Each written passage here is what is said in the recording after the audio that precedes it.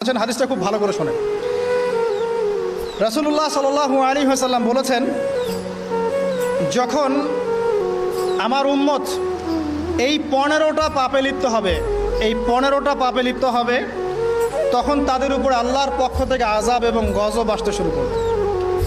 হাদিস আসলে অনেক আছে, কিন্তু সবগুলো বলার সময় থাকবে না। আমি মূল কয়েকটা বলছি, এগুলোর মধ্যে সব পড়ে যাবে ইনশাআল্লাহ। যখন আমার উম্মত এই 15টা কাজ করবে, তখন তাদের উপরে আল্লাহর পক্ষ থেকে আযাব এবং গজব অবধারিত আসবে।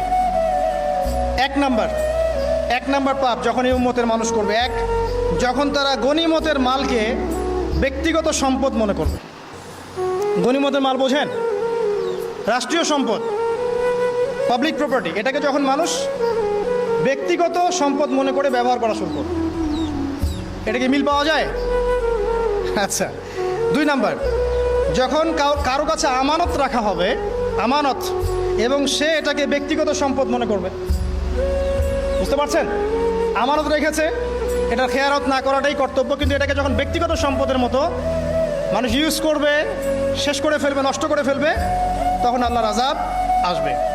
3, যখন মানুষ যাকাত আদায় করাটাকে জরিমানা মনে করবে, যাকাত দিতে চাইবে না, যাকাতটাকে জরিমানা মনে করবে। কি সমস্যা, কি বার্ডেন, যাকাত আবার দেওয়া লাগে কেন? আমরা তো ট্যাক্স দেই। যাকাতকে মানুষ জরিমানা মনে করবে। একটু চিন্তা করে দেখবেন যে বাংলাদেশে কত % মুসলিম নামাজ পড়ে আর কত % মুসলিম যাকাত দেয়। শুধু যাকাতের টাকাগুলো যদি আমরা একত্রিত করতে পারতাম, বড় বড় মেগা প্রজেক্ট করা সম্ভব ছিল। অনেক বড় বড় প্রজেক্ট করা সম্ভব ছিল অনলি যাকাতের টাকা দিয়ে। আর যাকাতের টাকা এক বছরে শেষ হয়ে যায় না, পরের বছর আবার ঘুরে আসবে। ঠিক আছে, ইসলামিক ইকোনমিক্সের বেসই হলো যাকাত। এটা নিয়ে আমরা ইনশাল্লাহ আরেকদিন কথা বলব। 4 নাম্বার, যখন স্বামী, সমাজের স্বামী যারা আছে, এরা স্ত্রীদের আঁচল ধরে থাকবে। বুঝতে পারছেন?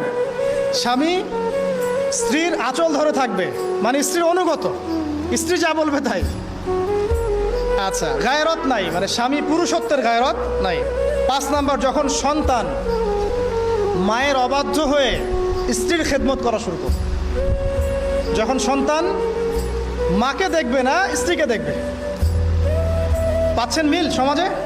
আচ্ছা। 6 নাম্বার, যখন বাবার পরিবর্তে, পিতা, বাবার পরিবর্তে মানুষ বন্ধুদেরকে সম্মান করা শুরু করবে। বাবাকে সম্মান করবে না, ফ্রেন্ড সার্কেলকে সম্মান করবে। সুবহানাল্লাহ। এরপরে আসেন 7, যখন, আমার কথা রাগ করেন না, এটা হাদিসে আছে, যখন সমাজের নিকৃষ্ট মানুষদেরকে নেতৃত্ব দেওয়া হবে। এটা হাদিসে আছে। সমাজের নিকৃষ্ট মানুষকে যখন নেতৃত্বের আসনে বসাবে মানুষ, তখন সমাজে আল্লাহর গজব আসবে। হাদিস তিরমিজি 2211 নম্বর। এরপরে 8, নবী সাল্লাল্লাহু আলাইহি ওয়াসাল্লাম বলছেন, যখন কোনো ব্যক্তিকে সম্মান করা হবে তার টর্চার থেকে বাঁচার জন্য। যখন কোনো মানুষের সম্মান করা হবে তার শাস্তি থেকে বাঁচার জন্য।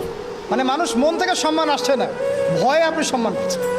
এই অবস্থা যখন আসবে, তখন আল্লাহর আযাব আসবে। তারপরে 9, যখন মসজিদের মধ্যে, দেখবেন অনেক মসজিদ আছে বাংলাদেশে, মসজিদের মধ্যে হট্টগোল বেড়ে যাবে। মসজিদের মধ্যে হট্টগোল বেড়ে যাবে, আর মসজিদগুলো হবে চাকচিক্যময়, হেদায়েত উঠে যাবে। মসজিদ হবে চকচকা, তাজমহলের মতো এক একটা, কিন্তু হেদায়েত উঠে যাবে। মসজিদে হট্টগোল বেড়ে যাবে। 11, যখন পুরুষেরা রেশমি কাপড় পরবে, পুরুষেরা সিল্কের রেশমি কাপড় পরবে। পুরুষের জন্য স্বর্ণ আর রেশমি কাপড় পরা হারাম। তো এখন পুরুষেরা অনেকে স্বর্ণ পরে, রেশমি কাপড়ে পরে, এটা মহিলাদের জন্য জায়েজ। এরপরে 12, যখন প্রকাশ্যে মদ্যপান করা হবে।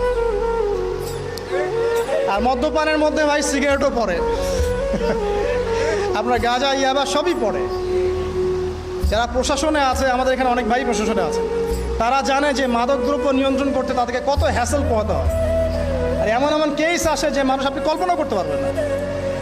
যে আমি একবার বলেছিলাম যে এমন একটা যুগে আমরা বাস করছি যে এমন পাপ মানুষ করছে এখন, যা না কোনো চোখ দেখেছে, না কোনো কান শুনেছে, না কোনো মন কল্পনা করেছে, এমন পাপ করছে মানুষ।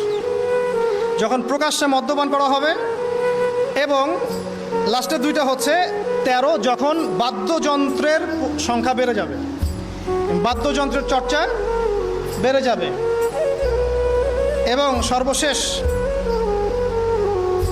যখন গায়িকাদেরকে সম্মান করা হবে, এবং উম্মতের শেষের দিকের লোকেরা, মানে আমরা উম্মতের প্রথম দিকের লোকদেরকে গালিগালাজ করব। বুঝতে পারলেন? যখন মাদকদ্রব্য প্রকাশ্যে পান করা হবে, যখন আপনার রেশমি কাপড় পুরুষেরা পরবে, যখন বাদ্যযন্ত্র তৈরি করা হবে, চর্চা করা হবে, এবং গায়িকাদেরকে সম্মান করা হবে, এবং যখন এই উম্মতের শেষের মানুষেরা উম্মতের প্রথম দিকের মানুষদেরকে গালিগালাজ করবে। সাহাবীরা কি জানতো? আয়েশা রাদিয়াল্লাহু আনহার চরিত্র অমুক ছিল, এই ছিল, সেই ছিল, ইত্যাদি। নাউযুবিল্লাহ। এই কথাগুলো এখন আসে না। এই হাদিসে যে 15টা পয়েন্ট আছে, আমি বেশি হাদিস আনি নাই, আমি নিজে পড়েছি সবগুলোই, কিন্তু আনিনি বেশি হাদিস, এতগুলো বলার সময় নাই। এই একটা হাদিস কি যথেষ্ট না? হাদিসের রাবি আলী রাদিয়াল্লাহু আনহু তিনি বলছেন, যখন এই আমলগুলো সমাজে বেশি বেশি চালু হয়ে যাবে, তখন কি হবে? নবী সাল্লাল্লাহু আলাইহি ওয়াসাল্লাম বলছেন যে তখন জমিনের মধ্যে আল্লাহর পক্ষ থেকে গজব আসবে। কি কি? 1 নাম্বার, প্রবল ঘূর্ণিঝড়, জলোচ্ছ্বাস। 2, আগুনও বর্ষণ হতে পারে, হাদিসে আসছে। 3, ভূমিকম্প হবে বেশি বেশি। 4, মানুষের আকৃতি পরিবর্তন হয়ে যাবে, মানুষের আকৃতি পরিবর্তন হয়ে যাবে। এই হাদিসটা আমি আপনাদের জন্য এনেছিলাম। এরপরে আসেন, আরেকটা হাদিস আছে। এইটাতে যাওয়ার আগে আমি কোরআনের একটা আয়াতে যাচ্ছি, সূরা রুমের 41 নম্বর আয়াত। আল্লাহ পাক এই আয়াতে বলছেন,